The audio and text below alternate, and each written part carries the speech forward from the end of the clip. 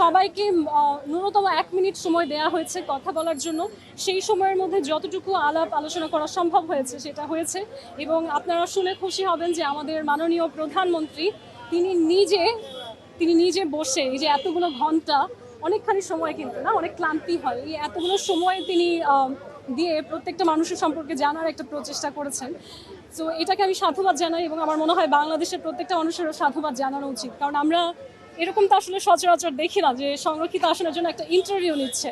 So that is a very creative step, and আমার ক্ষেত্রে আল্লাহ যা রেখেছে আমার ভাগ্যে আমি সেটা অ্যাকসেপ্ট করে নেব। তবে বাংলাদেশের রাজনীতি থেকে মেঘনা আলম কোথাও যাচ্ছে না যতদিন পর্যন্ত আমাদের রাজনীতিতে আমাদের দেশের সেই অবস্থান আমি আন্তর্জাতিক জায়গায় তৈরি না করব যে আমি বাংলাদেশি হিসেবে সম্মানিত হতে পারবো, ততদিন পর্যন্ত আমার রাজনৈতিক যাত্রা কায়েম থাকবে।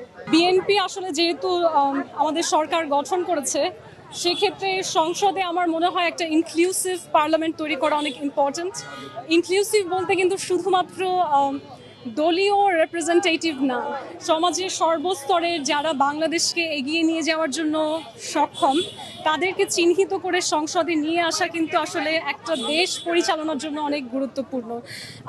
সেই ক্ষেত্রে আমার কাছে মনে হয় যে আমাদের সংস্কৃতি অঙ্গনের কেউ যে বাংলাদেশকে আসলে আন্তর্জাতিকভাবে কানেক্টেড করতে পারবে, এবং আন্তর্জাতিক কিন্তু বিভিন্ন রাজনৈতিক সাংস্কৃতিক সংগঠন রয়েছে যাদের সাথে আমি দীর্ঘদিন ধরে কাজ করছি। অলমোস্ট 11 বছর ধরে যেহেতু আমি রাজনৈতিক প্রশিক্ষক হিসেবে কাজ করে যাচ্ছি, সেক্ষেত্রে আমার এবং আমার বাবাও একজন অ্যাক্টিভিস্ট, আমরা পারিবারিকভাবে অনেক ইন্টারন্যাশনাল মিডিয়া বা গ্লোবাল মিডিয়া যাদেরকে বলি সেই জায়গায় একটা ভালো অবস্থান তৈরি করেছি। এবং একটা দীর্ঘ সময় ধরে আমার নিজেরই ধারণা ছিল যে রাজনীতিতে জড়ানো হয়তো খুব রিস্কি বা ভালো উদ্যোগ না, হয়তো রাজনীতির বাইরে থেকে আমি সেই প্ল্যাটফর্মগুলো থেকে দেশের জন্য কাজ করার প্রচেষ্টা করে যাব।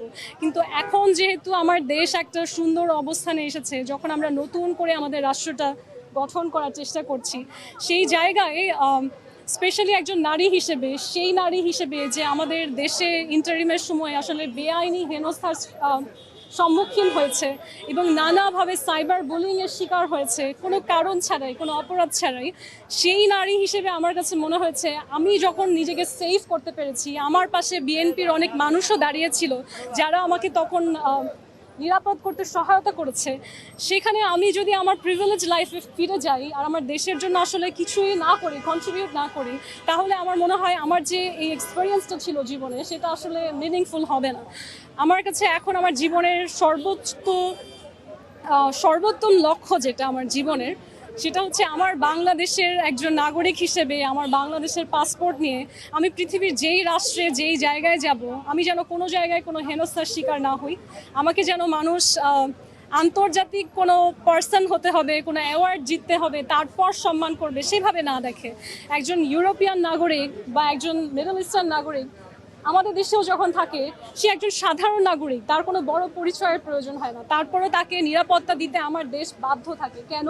কারণ তার রাষ্ট্র কূটনৈতিকভাবে সেই শক্ত অবস্থান তৈরি করেছে যেখানে তার নাগরিকের অধিকার সবার আগে।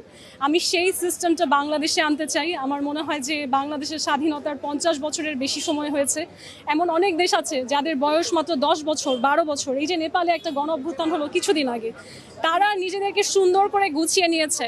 তাহলে আমার দেশের কিসের কমতি হচ্ছে যে এত বছরেও আমরা নিজেদেরকে দাঁড় করাতে পারছি না? কেন এখনো আফ্রিকার একটা দেশের নাগরিকের চেয়েও একজন বাংলাদেশের নাগরিককে ছোট করে দেখা হয় আন্তর্জাতিক জায়গায়? সেই জায়গা থেকে আমাদেরকে ঘুরে দাঁড়াতে হবে।